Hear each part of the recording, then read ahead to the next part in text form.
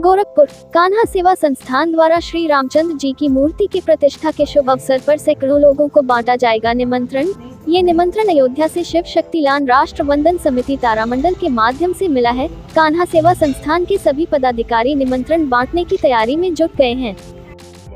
ये हमारे रामलला जी की तैयारी चल रही है। अयोध्या से जो रामचंद्र जी का प्रतिष्ठान होगा मूर्ति का, वहाँ हम लोग सबको निमंत्रण बांटने के लिए ये हमारा निमंत्रण हमको अयोध्या से मिला है। जो शिव शक्तिलान तारामंडल राष्ट्रीय वंदन की समिति से हमको ये कलश दिया गया और बताया गया है कि हमको अपने कान्हा सेवा संस्था के सभी भाई बहनों को ये सबको निमंत्रण देना है।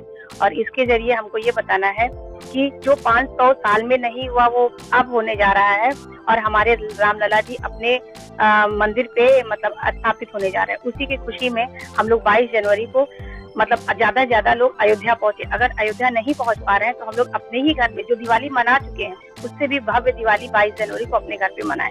सभी लोग दिवाली का उत्सव मनाएं और पटाखों के साथ, दिए के साथ अच्छे से दीपावली मनाएं।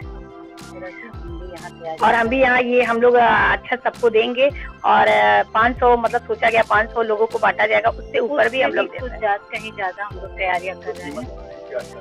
निमंत्रण में हम एक एक फूल देंगे और ये जो अक्षत हम लोग के लिए आया है वहाँ से निमंत्रण स्वरूप ये सबको देना है।